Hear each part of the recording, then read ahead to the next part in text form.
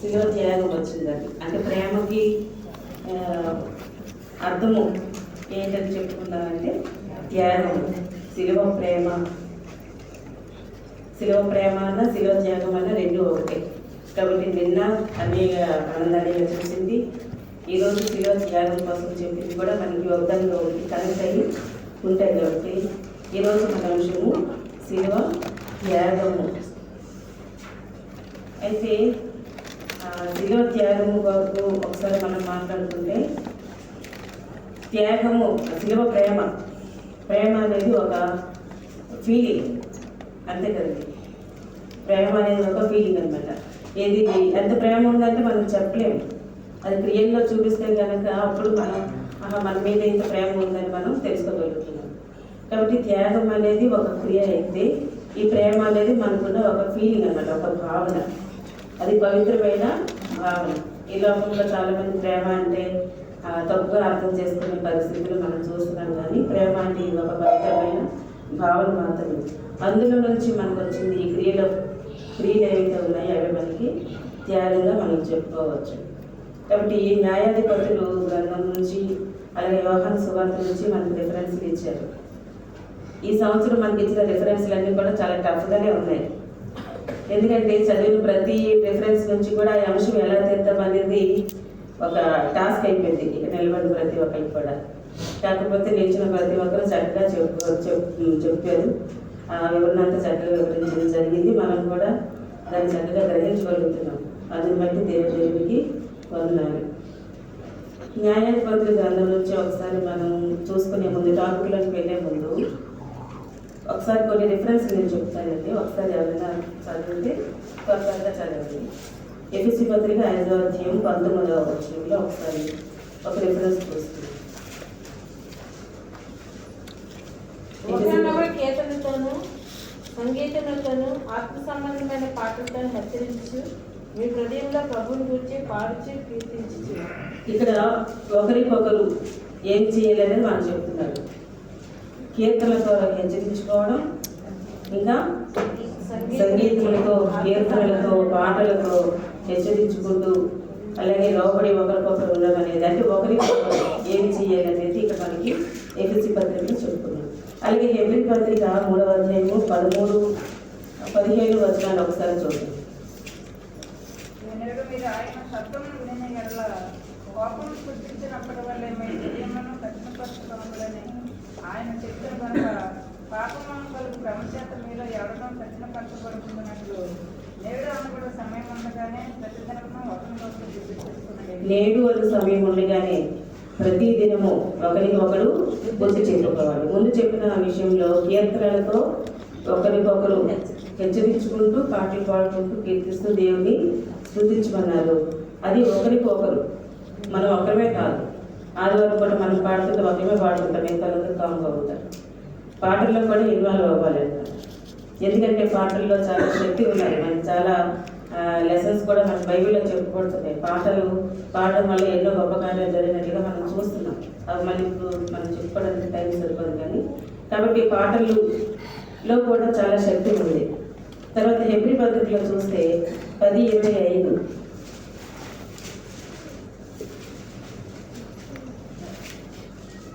Hebrew పత్రిక 10:25 సమాజంలో ఒకరినొకరు హెచ్చరించు, ఆ దినం సమీపించడం మీరు చూసిన కొలది మరి ఎక్కువగా అలాగే చేయొచ్చు. ప్రేమ చూపుటకును సత్కార్యములు చేయటకును ఒకరినొకరు పురుకోవాలని ఆలోచించాలి. ఒకరికొకరు పురుకొల్పుకోవాలి అంటే మోటివేట్, ఒకరి మాటల ద్వారా ఒకరు మోటివేట్ అవ్వడం అనమాట. మన మాటల ద్వారా ఇంకొకరు మోటివేట్ అవుతుంది.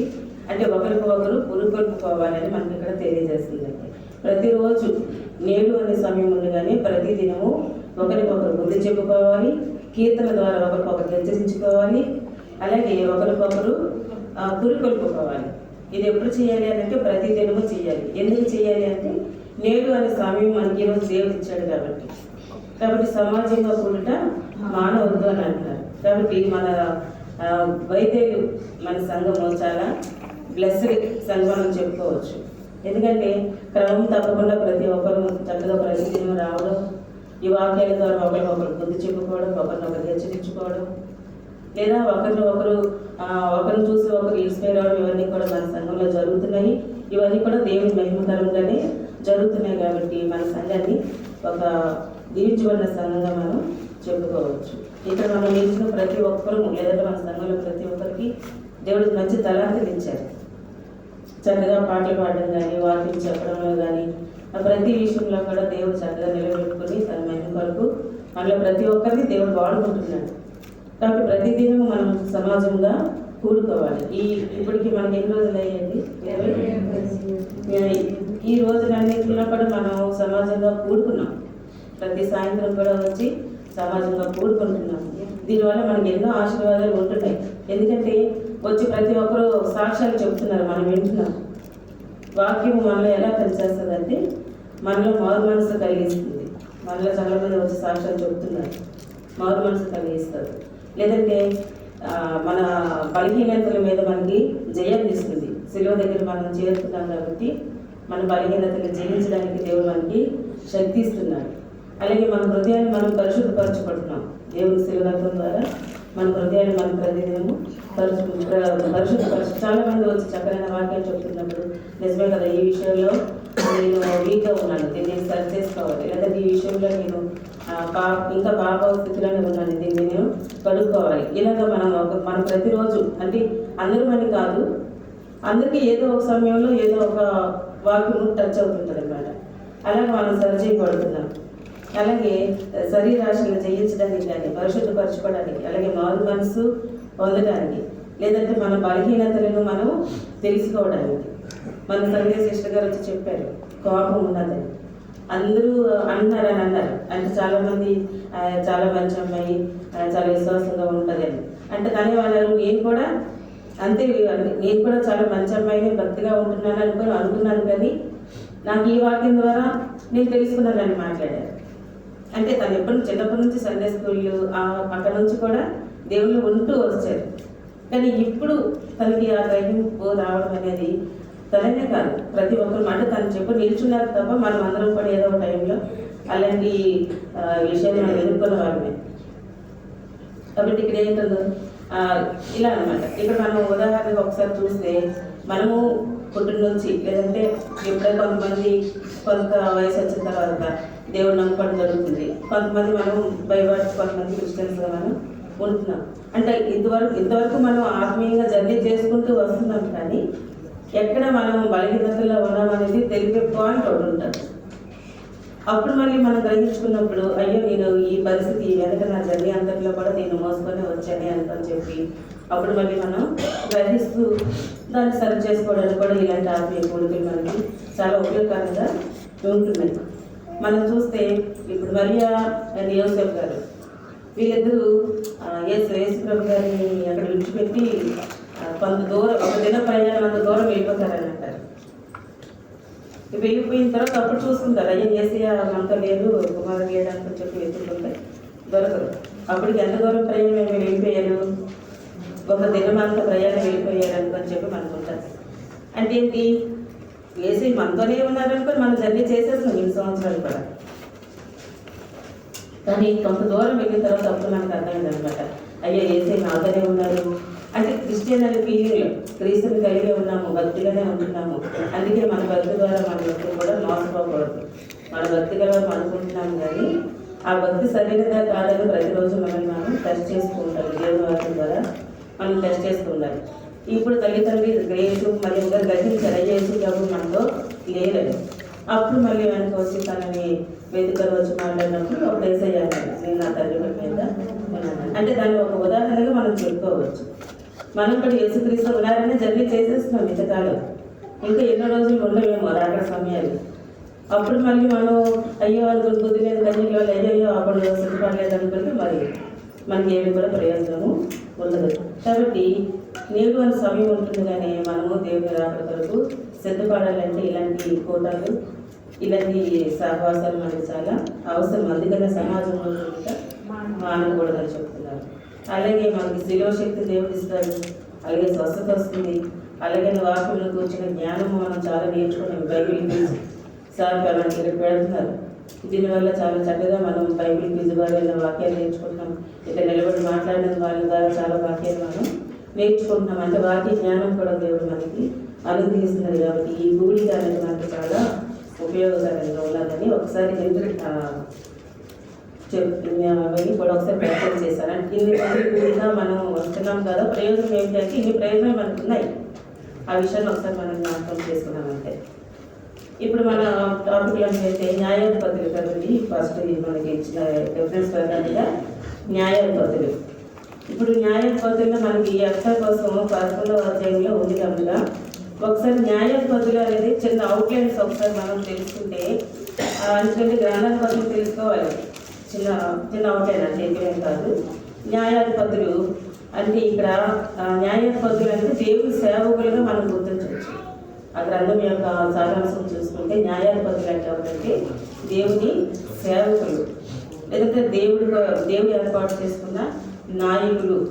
న్యాయాధిపతిగా దేవుడు ఎన్నుకుంటున్నాడు వాళ్ళని. ఎందుకు ఎన్నుకుంటున్నాడు? అక్కడ పరిస్థితి ఏంటంటే ఇశ్రాయేలీయులు చాలాసార్లు దేవుడు ఎన్నిసార్లు రక్షిస్తున్నా సరే మరలా దోషం చేయడం. రక్షించినప్పుడేమో ఆ దేవుడికి వనరులు అంటారు. ఇంకా కొద్ది రోజులు అవుతుంటే మళ్ళీ ఏం చేస్తారు? మళ్ళీ పాపం క్రియలు, లేదంటే మళ్ళీ పాపం చేయడం, దేవుడికి విరోధంగా చేయడం, దానివల్ల శత్రువులో లేదంటే ఏదో ఒక కీడులో పడడం, ఇలాంటి పరిస్థితులు. అంటే ఇశ్రాయేలు మాటమాటకి తగ్గిపోతున్న గొర్రెలాగా మళ్ళీ వెళ్ళి పాపం చేస్తుంటే మళ్ళీ ఆ పాపం చెర నుంచి దేవుడు విడిపించడానికి, శత్రువు ఆ ముట్టడి నుంచి, ఆ బంధకాల నుంచి దేవుడు విడిపించడానికి మళ్ళీ న్యాయాధిపతిని పంపించడం. ఇది న్యాయాధిపతుల్లో జరిగే విషయం అన్నమాట. కాబట్టి న్యాయాధిపతులు అనేది దేవుడి సేవకులుగా మనం గుర్తించవచ్చు, లేదంటే ఒక నాయకులుగా మనం గుర్తించవచ్చు, లేదంటే ఒక మంచి కాపరి. న్యాయాధిపతులు మనకి ఉదాహరణగా మనం చెప్పుకోవాలంటే ఒక మంచి కాపరి. అక్కడ ఉన్న వాళ్ళందరూ కూడా ఇశ్రాయేలు ప్రజల్ని రక్షించడం మాత్రమే కాకుండా వాళ్ళు చెదిరిపోకుండా దేవుళ్ళలో స్థిరంగా నిలబడడానికి వాళ్ళందరినీ కూడా కాపాడుతూ ఉన్న ఒక మంచి కాపరులుగా కూడా న్యాయాధిపతులు మనం జ్ఞాపకం చేసుకోవచ్చు. కాబట్టి ఈ న్యాయాధిపతులు చూస్తే ఈ మంచి కాపరి అంటే మన యేసయ్యే, దాన్ని మనకు తెలుస్తుంది. లేదంటే ఒక మంచి నాయకుడు, ఒక మంచి లీడర్. మనకి యేసయ్య చక్కగా మనల్ని లీడ్ చేస్తున్న ఒక మంచి లీడర్. కాబట్టి ఇవన్నీ కూడా మన యేసుక్రీస్తుకి సాదృశ్యంగా న్యాయాధిపతులు అనే విషయాన్ని మనం, అలాగే మనం తగ్గిపోతున్న ప్రతిసారి దేవుడు మనల్ని కాపాడుతూ తను అందులో జాగ్రత్తగా చెదరిపోకుండా మనల్ని కాపాడుతున్న మంచి కాపాడిని కూడా మనం యోహాను అధ్యాయంలో మనం చదువుకున్నాం. అలాగా దేవుడు మనల్ని కాపాడుతున్నారు.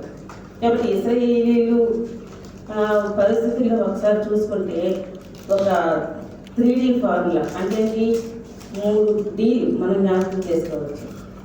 ఏంటంటే ఇశ్రాయేలు పరిస్థితి డిజోబీడియన్స్, వాళ్ళలో అవిధేయత మనకి క్లియర్గా కనిపిస్తుంది అన్నమాట. ఎందుకని మనకు తెలుసు, ఫరో దాసి నుంచి విడిపించినప్పుడు వాళ్ళు వచ్చినప్పుడు ఎన్ని శ్రమలు పడ్డారో, మన దేవుడు ఎంతగా ఆ మోషకు తోడి ఉండి ఎన్ని కార్యాలు చేశారో. మళ్ళీ ప్రతి సమయంలో కూడా మళ్ళీ వాళ్ళు సనగడమే. అంటే డిజోబీడియన్స్ అనేది మనకు అక్కడ అవిధేయత అనేది మనకి క్లియర్గా కనిపిస్తుంది. ఇలాంటి అవిధేయులు ఉన్న ఈ ఇశ్రాయేలీయుల్ని మళ్ళా వీళ్ళు ఏం చేస్తున్నారు? ఈ న్యాయాధిపతులు వచ్చి వీళ్ళు డిసిప్లిన్లో నడిపిస్తున్నారు. వీళ్ళందరినీ మళ్ళీ శత్రు సైన్యం నుంచి విడిపించడం, మళ్ళీ వీళ్ళందరినీ కూడా డిసిప్లిన్లో నడిపించడం, డిజోబీడియన్స్ ఉన్న వాళ్ళని డిసిప్లిన్లో నడిపించడం అన్నమాట.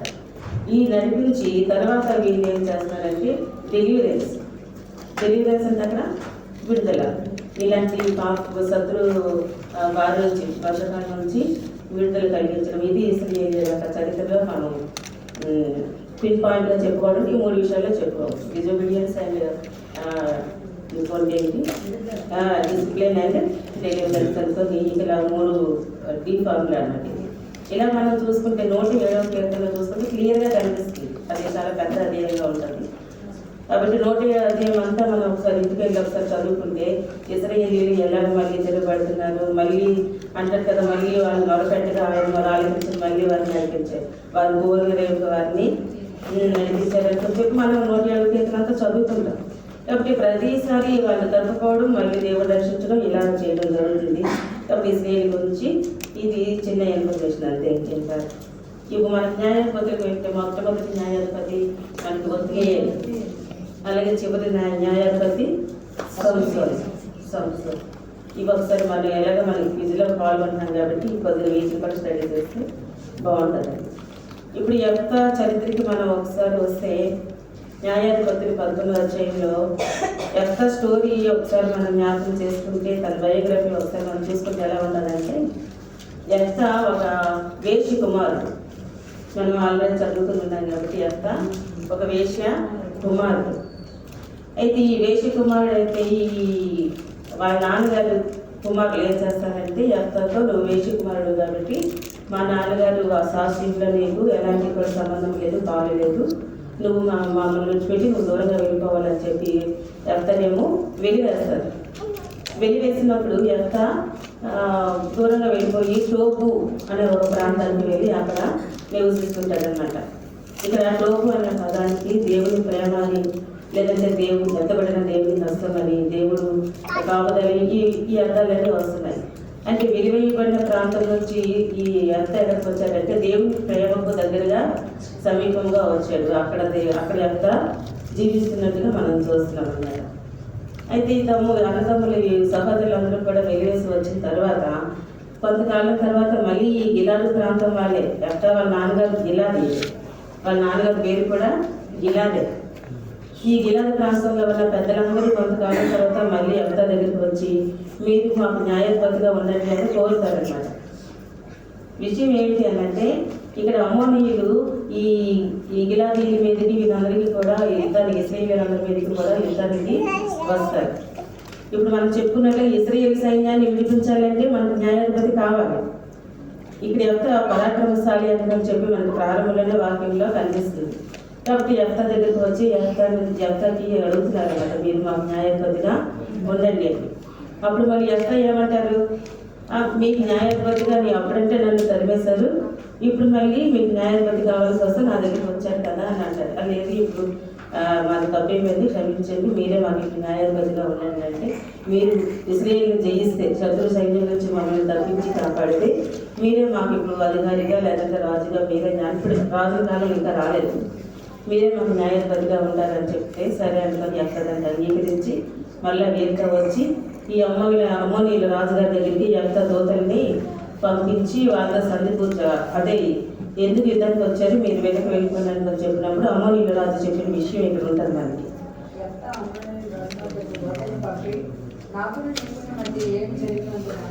నీవు నా దేశం మీదకి యుద్ధమునకు వచ్చున్నానని అడుగుగా అమ్మోనీయుల రాజు ఇశ్రాయేలు ఐగుప్తులో నుండి వచ్చినప్పుడు వారు అర్నోను మొదలుకొని యబ్బోకు వరకును యొర్దాను వరకును నా దేశము ఆక్రమించుకున్నందుకే నేను వచ్చి ఆ దేశం అంతా కూడా ఆక్రమించేశారు ఎవరు ఇశ్రాయేలీయులు. కాబట్టి అమ్మోనీయులు ఏమంటారంటే మా ప్రాంతాన్ని మీ ఇశ్రాయేలీయులు అందరూ ఆక్రమించారు కాబట్టి ఆ ప్రాంతాన్ని మళ్ళీ మేము స్వాధీనం చేసుకుంటాం, అందుకనే మేము ఇక్కడికి తిరిగి వచ్చి వీళ్ళతో యుద్ధం చేస్తున్నామని చెప్పినప్పుడు అప్పుడు ఎంత చెప్తారన్నమాట, ఇశ్రాయేలీయులు మీ ప్రాంతాన్ని ఆక్యుపై చేసుకోవడం కాదన్న విషయము. ఎందుకంటే వాళ్ళు ఎర్ర సముద్రం దాటి వస్తారు, కాదేశ్ వస్తారు. వచ్చిన తర్వాత అక్కడ నుంచి వాళ్ళు చేరుకోవాలనుకున్న కనాన్ దేశానికి వెళ్ళాలంటే ఈ ఎదోమీయులు తర్వాత అమ్మోనీయులు వీళ్ళ ప్రాంతాలను దాటుకొని వెళ్ళాలి. అప్పుడు వాళ్ళని అడుగుతారు, రిక్వెస్ట్ చేస్తారు, మీ ప్రాంతాలు దాటి మేము మీ ప్రాంతం కూడా మేము ఆ దేశానికి మేము చేరుకోవాలి, మాకు అనుమతించండి అనేటప్పుడు వాళ్ళు దానికి అనుమతించరు.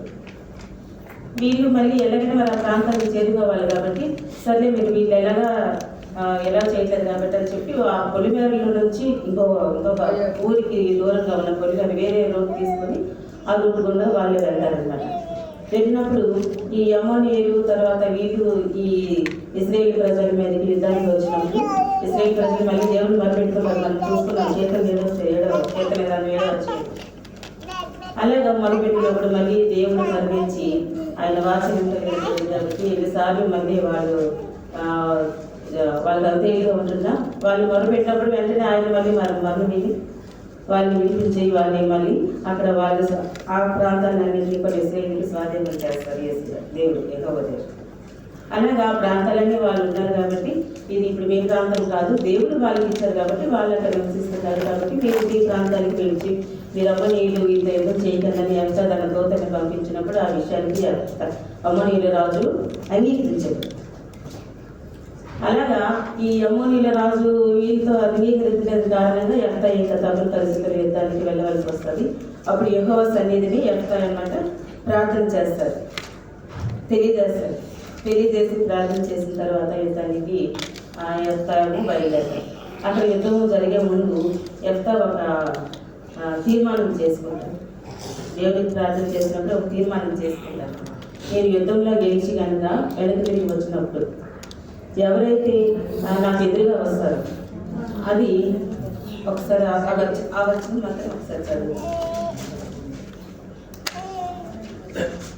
నేను అమ్మోనీయుల క్షేమంగా తిరిగి వచ్చినప్పుడు నన్ను ఎదుర్కొన్న నా ఇంటి ద్వారా నన్ను బయలుదేరి వచ్చినప్పుడు అది యెహోవాకు ప్రతిష్ఠితమగును మరియు దహనబలిగా దాన్ని అర్పించదను.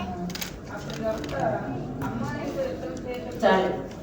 అంటే ఏదైతే ఎదురుగా పడుతుందో దానికి ఏం చేస్తారంటే దేవుడికి ప్రతిష్ఠిస్తానని ఒప్పుకుంటారు. ఇంకొక మాట ఏముంది ఇక్కడ, దహనబలిగా అర్పిస్తానని చెప్తారు. ఇక్కడ ఇలాగా అలాగే ఇశ్రాయేలు మీద యెఫ్తాకి జయం వచ్చిన తర్వాత అప్పుడు ఈ యెఫ్తా తిరిగి వస్తుండగా వాళ్ళ కుమార్తె ఎదురవుతుంది. ఎదురైనప్పుడు చాలా బాధపడి ఏడుస్తారు యెఫ్తా అని ఏడ్చినప్పుడు అప్పుడు ఏమవుతుంది, కుమార్తె అడుగుతుంది ఎందుకు అంత బాధపడతామంటే అప్పుడు చెప్తారన్నమాట, అమ్మ నేను ఇలా దేవుడు ప్రతిష్ఠించుకుని అదే ఇశ్రాయేలు ప్రజలు ఎదురు వస్తే నేను ఇలా ప్రతిష్ఠించుకుంటాను అనుకుని ఏది ఎదురు వస్తే ప్రతిష్ఠించుకుంటానని దేవుడికి నేను మొక్కుబడి చేశాను. అయితే నువ్వు ఎదురొచ్చావు, ఒకదాని ఒక కుమార్తె ఎదురొచ్చింది, రాజకుమార్తె, ఇక్కడ ఇంత గొప్ప దైవజన కుమార్తె అన్నమాట. ఇప్పుడు ఎదురొచ్చింది. ఈ పరిస్థితుల్లో మరి మొక్కుబడి చెల్లించాలి కాబట్టి తప్పని మరి మొక్కుబడి చేశారు కాబట్టి చెల్లించాలి. అప్పుడు ఆ విషయమే నేను బాధపడుతున్నాను అనేటప్పుడు తన కుమార్తె కూడా తండ్రికి విధేయురాలే, సరే మరి నువ్వు ఒప్పుకున్నావు కదా నాన్న, నేను నీ మాటకి నేను కూడా లోబడుతున్నాను, దేవుడు మొక్కుబడి చేసినప్పుడు మనం లోబడి ఉండాలి అని చెప్పి ఎంత కూడా ఒక నాకు టైం అడుగుతుంది, కొంతకాలం టైం ఇవ్వండి అని చెప్పి తన ధాన్యానికి కొరకు వెళ్ళి ప్రలాపించి మళ్ళా వచ్చి తండ్రి చెప్పినట్టుగా ఆ తల్లి మొక్కుబడి ఆ తల్లికి చెల్లిస్తారనమాట. ఇది యెఫ్తా చరిత్ర మనం చూసుకుంటే.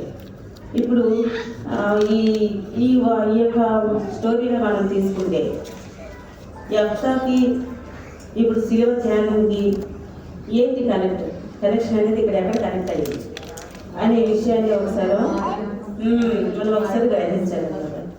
అంటే ఇప్పుడు యెఫ్తాని యేసు ప్రభుత్వం పోల్చుదామా, యెఫ్తా త్యాగము లేదంటే శిలువ త్యాగము ఒకటే అని చెప్పుకుంటామా?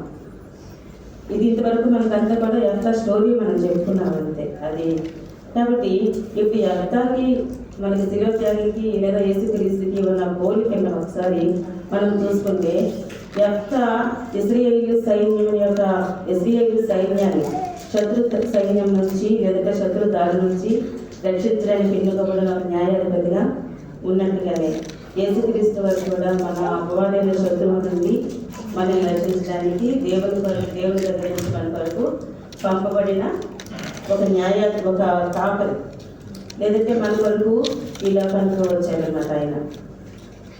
అంటే శత్రు సైన్యం నుంచి మనల్ని విడిపించడానికి, అపవాద చెర నుంచి, అపవాద బంధకాల నుంచి మనల్ని విడిపించడానికి యేసు ప్రభు గారు కూడా ఈ లోకానికి వచ్చినట్లుగా మనం చూస్తున్నాం.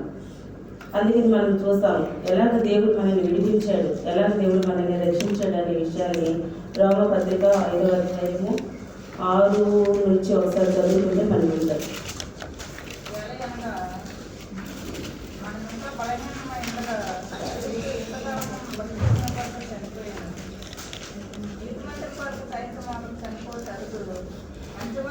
ఎవరైనా ఒక నెల చనిపోవాలి తెగంపవచ్చున్నాను. అయితే దేవుడు మన యొక్క తన ప్రేమను వెల్లడిపరుచున్నాడు. ఎట్లన్నా మనం ఎంతనో కోపంగా ఉండగానే క్రీస్తు మన కొరకు చనిపోయినాము. కాబట్టి ఆయన రక్తం వలన ఇప్పుడు నీటి వలన తీర్చబడి మరింత నిశ్చయంగా ఆయన ద్వారా ఉపద్రవం నుండి రక్షింపబడుతున్నాము. ఇక్కడ మనం చూస్తే రోమపత్రిక 5వ అధ్యాయంలో మనల్ని దేవుడు రక్షించిన విధానం.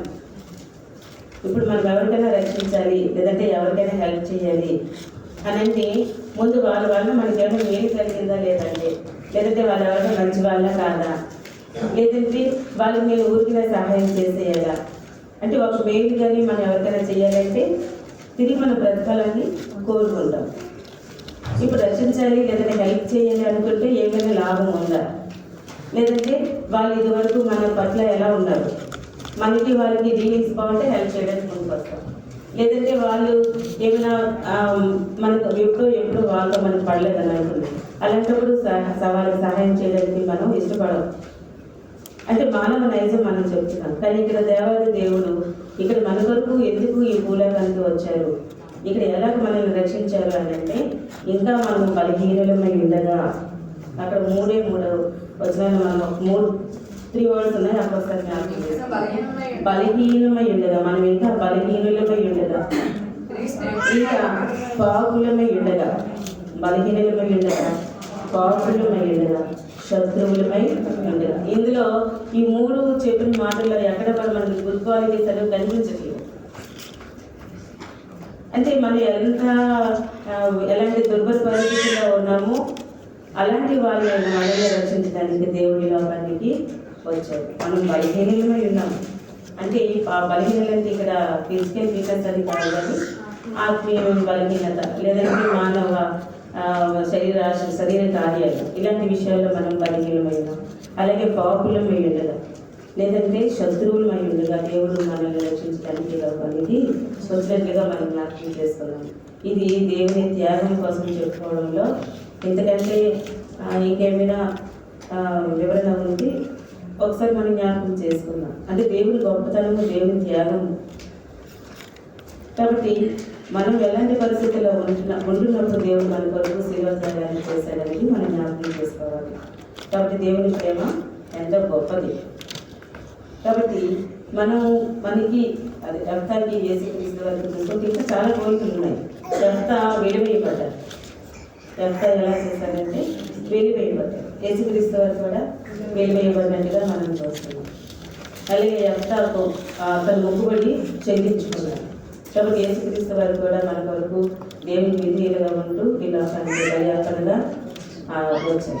మళ్ళీ అర్పించబడడానికి, తన ప్రాణాన్ని త్యాగంగా పెట్టడానికి ఈ లోకానికి వచ్చారు. అలాగే యొక్క కుమార్తె కూడా, తండ్రి మాత్రమే కాదు కానీ కుమార్తె కూడా ఇక్కడ విధేయురాలుగా మనకి కనిపిస్తుంది. అక్కడ యొక్క తల్లిదండ్రుల విషయంలో చూసుకుంటే వాళ్ళు అంతగా గొప్పవాళ్ళుగా మనకి చెప్పబడట్లేదు, వాళ్ళు వేశ్యలుగా చెప్పబడుతున్నారు. కానీ ఇక్కడ నుంచి దేవుని ప్రేమ టోపు అనే ప్రాంతానికి వెళ్ళి దేవుని ప్రేమ చాటు ఎప్పుడైతే దేవుడు ఎంత తలదాచుకున్నాడో అక్కడి నుంచి ఎంత కూడా దేవుని విధేయుడిగా మారడం, ఆ తర్వాత దేవుని కుమార్తె కూడా దేవునికి తండ్రి విధేయురాలుగా మారడం అనేది మనకి ఇక్కడ గమనించవచ్చు. ఇప్పుడు ఎంత ఏమక్కడ మొక్కుబడి చెల్లించాడంటే దేవునికి అర్పణగాను దేవుని కొరకు ప్రతిష్ఠించడము మరియు దహన బలిగా ఇస్తానని చెప్పు. ఇప్పుడు ఎంత దహన బలి అంటే ఇప్పుడు మొక్కుకున్నారు, తన మొక్కు తీర్చారన్నారు. అంటే దహన బలిగా తన కుమార్తెని ఇచ్చారా ఎంత కుమార్తెని? మరి దహన బలి అనేది దేవునికి ఇష్టమైనది కాకనే కదా దేవుడు తానే బలిగా వచ్చారు. మరి దహన బలిగా ఇక్కడ ఎంత మొక్కులకు తీర్చారా అంటే ఒకసారి మనం అబ్జర్వ్ చేసినట్లయితే ఇక్కడ మరియు అనే పదం ఉన్న దగ్గర కింద ఫుట్ నోట్లో ఉన్నది చూసారు. దహన బలి ఇక్కడ ప్రతిష్ఠించారు. ఇక్కడ ఏముంటుందంటే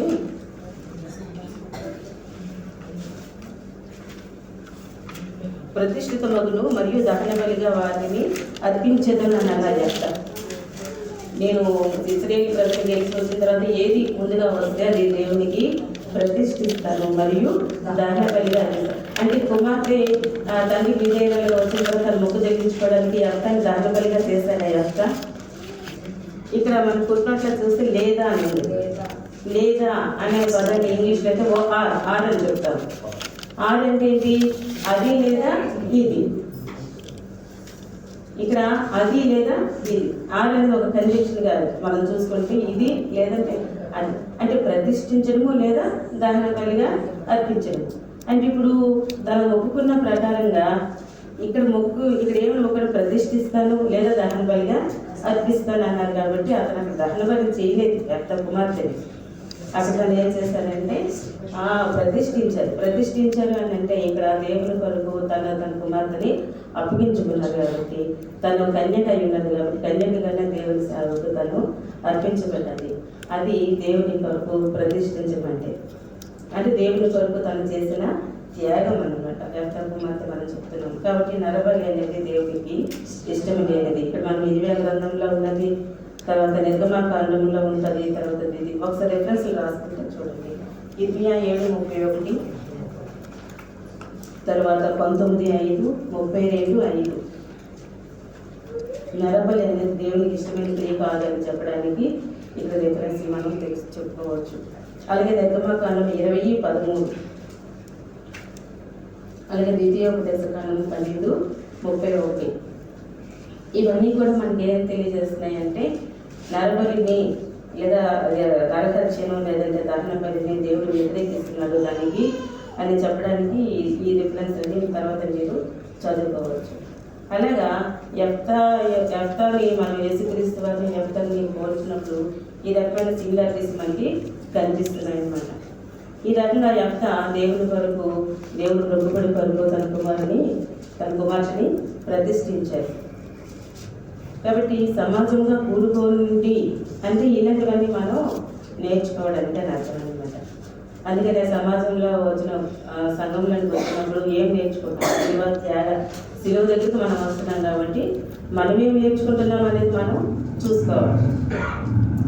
అందుకనే సమాజంలో కూడుకున్నప్పుడు 2 గ్రూపులు ఉంటారు. ఒకరేమో అద్దం పట్టుకొని వస్తారట, ఒకరేమో గొడుగు పట్టుకొని వస్తారట. అర్థం అంటే ఏంటి? వాక్యం మనకి అర్థమయ్యింది. అంటే ఇప్పుడు అర్థంలో చూసుకుంటే మనమే కనిపిస్తాం.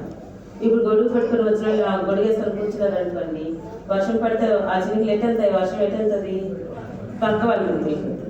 అంటే ఇప్పుడు వాక్యము ఇప్పుడు ఏమనుకుంటారు, ఇది నాకు కాదు పక్క వాళ్ళేదని అనుకుంటుంటారు.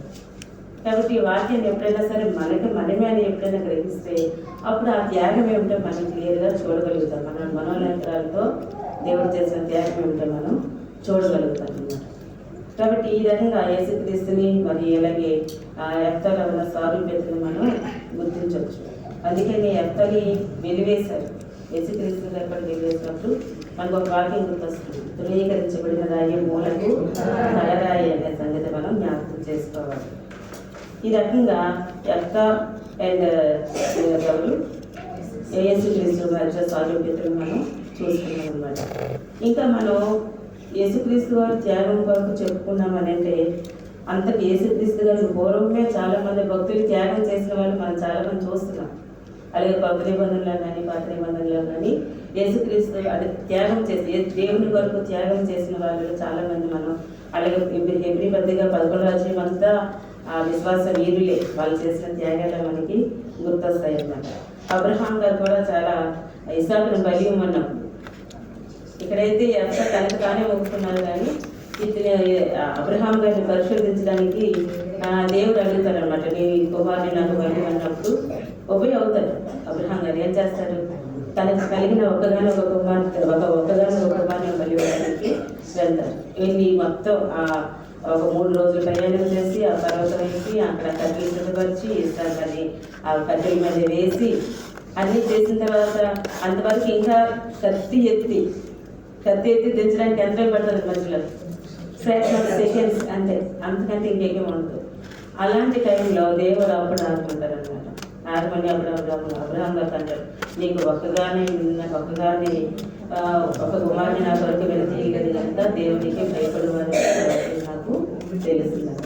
అంటే అబ్రహాం గారు చేసిన త్యాగం. ఇంకా మనం చూసుకుంటే చాలా మంది బైబిల్ గ్రంథంలో త్యాగం చేసిన వాళ్ళు కనిపిస్తారు. ఒక స్త్రీ వచ్చి అత్తరు గుడ్డి పగలగొట్టి యేసుప్రభు గారి పాదాలని కడుగుతారు. అది కూడా త్యాగమని మనం చెప్పుకోవచ్చు. విధవరాలు ఒక 2 కానుకలు తీసుకొచ్చి ఆ కానుకలు పెట్టెలో వేసినప్పుడు యేసుప్రభు గారు చెప్పిన మాటలు మనం జ్ఞాపకం చేసుకోవచ్చు. ఇదంతా కూడా దేవుని కొరకు చేసిన త్యాగమే. కాబట్టి ఇంకా చిన్న బాలుడు ఉంటాడు, 5 రొట్టెలు 2 చేపలు తీసుకొచ్చి దేవుని దగ్గర పెట్టినప్పుడు అది కూడా త్యాగమైన ఏంటి? ప్రతిదీ అది చిన్నదా పెద్దదని కాదు, దేవుని కొరకు మనం ఏం చేస్తాం, మన దగ్గర ఉన్నది దేవుని కొరకు మనం ఏ టైంలో ఎలాగా దాన్ని సమర్పించుకున్నాం అనేది ఆ త్యాగాలుగా మనం గుర్తించవచ్చు. ఇప్పుడు త్యాగం చేసిన వారు అయితే ఉన్నారు, త్యాగం చేయని వాళ్ళు కూడా కొంతమంది మనం బైబిల్లో చూసుకోవచ్చు. అన్నియ సభ్యులు ఉన్నారు. వీళ్ళందరూ తనకు కలిగిన దాన్ని దేవుని పాదాల దగ్గర పెడుతుంటే వీళ్ళిద్దరు ఏం చేస్తారు? గోడ పలుకున్నారు, ఒకరికొకరు బుద్ధి చెప్పుకోండి అంటే వీళ్ళు ఒకరికొకరు ఏం చేస్తారు? ఒకరికొకరు ఏం చేస్తారు? ఈ మనం దాచుకున్నాము, కొంత దాచుకొని కొంత తీసుకెళ్ళిద్దామని చెప్పి పూర్తిగా త్యాగం చేయలేకపోయారు. అలాగే మనం చూసుకుంటే ఏసావు కూడా తన జ్యేష్ఠత్వాన్ని త్యాగం చేసినట్టుగా కనిపిస్తుంది. ఏసావు యాకోబు అడుగుతారు, ఆ కూర నాకు ఇవ్వనంటే సరే జ్యేష్ఠత్వాన్ని ఇచ్చేస్తానంటే ఆ జ్యేష్ఠత్వాన్ని ఇచ్చేసి జ్యేష్ఠత్వాన్ని అనమాట ఏసావు ఇచ్చేస్తారు. త్యాగం చేసినట్లుగా మనం చూస్తున్నాం. ఇప్పుడు త్యాగం చేస్తున్నాము అంటే అది ఊరికనే కాదు. ఇప్పుడు మనకి దేవుని శిలువ త్యాగము మనం నేర్చుకుంటున్నామని అంటే దేవుని కొరకు అంటే మనకి ఏది దేవుడు ఏదైనా దాన్ని త్యాగం చేయడానికి మనకు సిద్ధపడమని, అందుకు మన హృదయాన్ని సిద్ధపరచుకోమని దేవుడికి హెచ్చరిస్తున్నట్టు. ఒకవేళ అలాగా దేవుడు చెప్పినట్టుగా మనం చేస్తే దానికి దేవుడు ప్రతిఫలం ఇవ్వకుండా ఉంటారా? ఇస్తారు. మన ప్రకటన గ్రంథంలో మనం నేర్చుకున్నాం, జయించిన వారికి అని చెప్పి. అంటే త్యాగం చేయాలంటే కొన్ని టెస్టులు మనం జయించాలి. అలా జయించిన వారికి ఎలాంటి ఫలాలు ఉన్నాయో మనం అందులో చూసాం. కాబట్టి త్యాగ ఫలం అనేది కూడా మనకి తెలుస్తుంది. అబ్రహాం గారికి త్యాగం చేశారంటే త్యాగ ఫలం మనకి అంటే కనిపించింది. ఏం చేశారు? దేవుడు ఆశీర్వదించాడు, విశ్వాసులకు తండ్రి అని ఆశీర్వదించారు. ఇంకా విస్తరంగా సంతానాన్ని అభివృద్ధి చేస్తానని అబ్రహాం గారిని ఆశీర్వదించారు. అతను పుట్టి ఆ పగలగొన్న స్త్రీని కూడా దేవుడు ఆశీర్వదించాడు. ఈమె ఈ బైబిల్ సువార్త ఎక్కడ చెప్పబడుతుందో ఈమె చేసిన మంచి కార్యం కూడా అక్కడ అంటే దేవుడు బైబిల్ గ్రంథంలో ఉండి స్త్రీ గురించి చెప్పబడుతుందని అంటే అది గిన్నిస్ బుక్లకి ఎక్కితేనే మనం గొప్పగా చెప్పుకుంటాం. ఎవరు రకరకాలు ఉంటాయి, గిన్నిస్ బుక్లని బుక్లు చాలా చాలా ఉంటుంటాయి. ఆ రికార్డుకి వెళ్తేనే, వరల్డ్ రికార్డుకి వెళ్తేనే మనం ఎంత గొప్పగా చెప్పుకుంటాం కదా. మరి బైబిల్ గ్రంథంలోకి వెళ్ళి జీవ గ్రంథంలోకి వెళ్తే మనకంటే గొప్ప వాళ్ళు ఇంకెవరు ఉంటారు?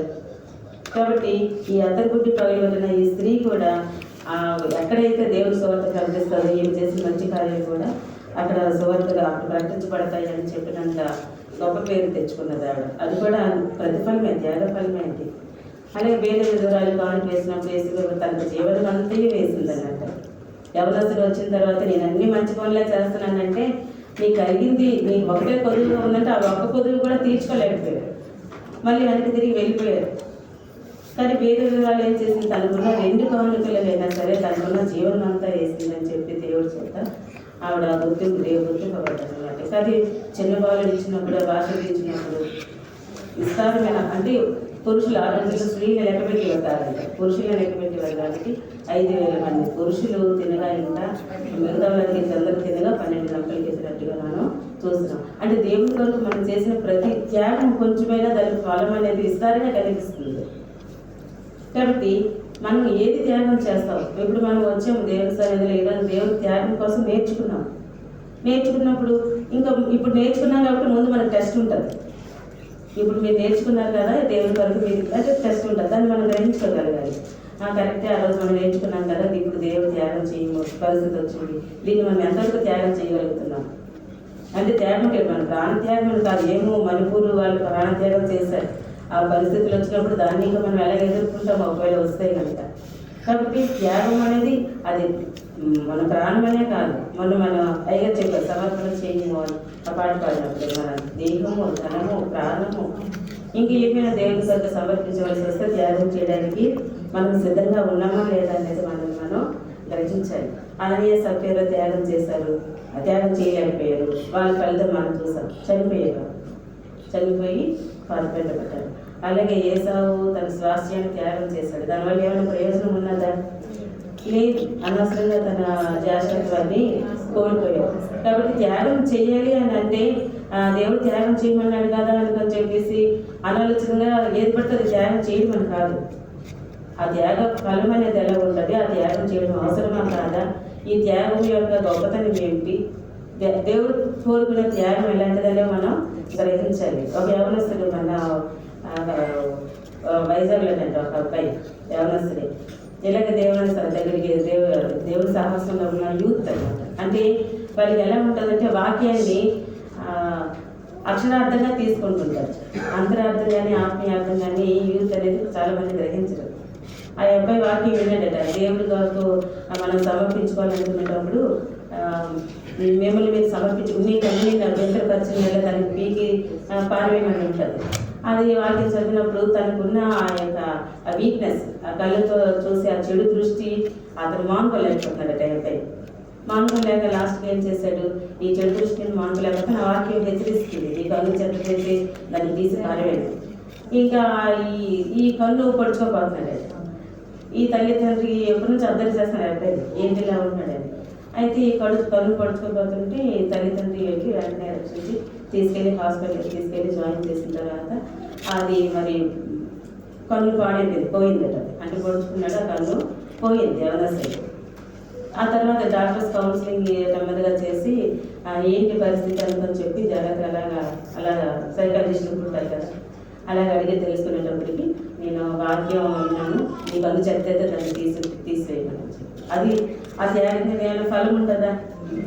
అంటే దేవుని కొరకు ఏదో త్యాగం చెయ్యాలి అనేది తప్పనైతే బాగుంది, కాకపోతే త్యాగ ఫలం అనేది తల్లిదండ్రులకి బాధ మిగిలించింది తప్ప అదేమి కూడా కాదు. కాబట్టి త్యాగ ఫలము లేదంటే త్యాగం అనేది మనం త్యాగం చేయాలనుకునేటప్పుడు అది ఏది త్యాగం చేయాలి, ఎలా అంటే క్వాలిటీ ఉండాలి. అందులో ఏది పడితే అది త్యాగం చేసేస్తాము, లేదా ఎప్పుడు పడితే అప్పుడు దేవుడికి మేము త్యాగం అన్నట్టుగా వాక్యాన్ని అనుసరించి నడుచుకుంటాం అనేది కాదు. కాబట్టి ఈ రకంగా దేవుని మనం సమర్పించుకోవాలి. అందుకనే మనకి ఏముంటుంది అంటే సజీవ యాగముగా మన శరీరాన్ని ఆయన కొరకు సమర్పించుకోవాలి. ఇప్పుడు అక్క కుమార్తె సజీవ యాగంగానే సమర్పించుకుంది. కళ్ళు తీసేయమంటే కళ్ళు తీయలేదు, లేదా దహన బలి దహన బలి చేయలేదు, కానీ సజీవ యాగంగా దేవుడి సేవకులను సమర్పించుకోవాలి. అందుకనే సజీవమైన రాళ్ళ వల్లే మనం మందిరంగా కట్టబడతామని అంటాం. కాబట్టి మన కళ్ళు కానీ, మన చెవులు కానీ, మన నోరు కానీ, లేదంటే మన ప్రవర్తన కానీ, మన ఆలోచన కానీ సమస్తము కూడా జీవంతో ఉన్నప్పుడే మన దేవుడికి అనుకూలంగా నడుచుకోవడమే సజీవ యాగంగా మనల్ని మనం సమర్పించుకోవడం తప్పించి చనిపోయిన తర్వాత ఏదో చేయలేదు బ్రతుకున్నప్పుడు అంటారు తలలు పోవడం, తలపులు పోవడం అని అన్నట్టుగా. అంటే తలలు పోయి నేలని తీసుకోవడం లేదంటే వెళ్ళి ఊరికి సమర్పించుకోవడం వల్ల ఎలాంటి ప్రయోజనం కాదు. కానీ సజీవ యాగంగా మనం దేవుడికి మనం సమర్పించుకున్నప్పుడే అది దేవుడికి ఇష్టమైన త్యాగంగా అర్పణగా మనకి ఉంటుంది. అందుకనే పౌరు భక్తులు అంటారు పెంటతో సమానంగా ఎంచుకోవాలి. అంటే ఇవన్నీ రెఫరెన్స్ చెప్పట్లేదండి, మామూలుగా మనకు తెలిసిన వాక్యాలే కాబట్టి జ్ఞాపకం చేసుకుంటున్నాం అంతే. పౌలు ఏమంటారంటే పెంటతో సమానంగా ఎంచుకుంటున్నాను అని అంటారు. నాకు ఇష్టమైన ఏవేవి నాకు ఇష్టమైనవో అంటే దేవుని కొరకు వదులుకోవాలనుకున్నప్పుడు ఇష్టమైనవి కూడా మనకి ఎలా కనిపించాలంటే పెంటతో సమానంగానే మనకి కనిపించాలి. అందుకని వీటన్నిటిని కూడా విసర్జించండి అని అంటారు. విసర్జించండి అని అంటారు. అంటే విడిచిపెట్టి మనకు అది విడిచిపెడితే మళ్ళీ మన మనస్మార్త ఏం తెచ్చుకుంటాం, విసర్జించింది మళ్ళీ మనం అలా చేయలేం. కాబట్టి విసర్జించండి అంటే దాని వరకు దేవుని మనకు విడిచిపెట్టాలని అనుకుంటే విడిచిపెట్టడానికి మనం ఎప్పుడు కూడా రెడీగానే ఉండాలి. అలాగే మోషే కూడా అంటారు ఐగుప్తు ధనము కంటే లేదంటే ఫరో కుమార్తెలను అనిపించుకోవడం కంటే క్రీస్తు విషయమేనంటే అదే ఏమంటారంటే ఇది ఒకసారి మోషే ఎవరి 11:26 అంటారు.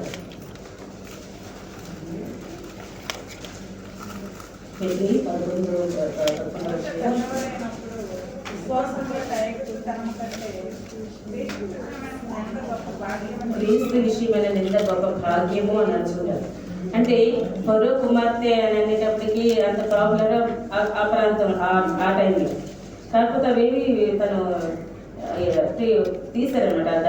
దాని వాల్యూ దాన్ని విలువివ్వకుండా ఇప్పుడు దేవుని కుమారుని ఇక్కడ దేవుని విషయమే నిందపడడానికైనా నేను సిద్ధపడుతున్నాను, కానీ ఐగుప్తు ధనం కానీ ఫరో కుమార్తెను అనిపించుకోవడానికి నాకు ఇష్టం లేదు అని తనకు కలిగి ఉన్న యొక్క గొప్పతనాన్ని అంతని కూడా దేవుని కొరకు త్యాగం చేసుకున్నట్టుగా మనకి కనిపిస్తుంది. ఈ రకంగా మనం చూసుకుంటే యెఫ్తా త్యాగం కానీ యేసుక్రీస్తు గారి త్యాగం కానీ మనకు బైబిల్ గ్రంథంలో చెప్పబడి ఇంకా చాలా మంది ఉన్నారు.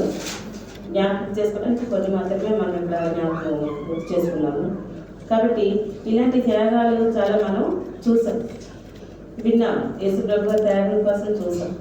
ఇప్పుడు మన బాధ్యత ఇవన్నీ అయిపోయి యేసుప్రభు గారు సిలువ సమర్థమైంది. దేవా మీ చిత్తం అంతా కూడా నేను నెరవేర్చాను అన్నారు. ఇప్పుడు మనకు కూడా దేవుని చిత్తాలు ఉన్నాయి.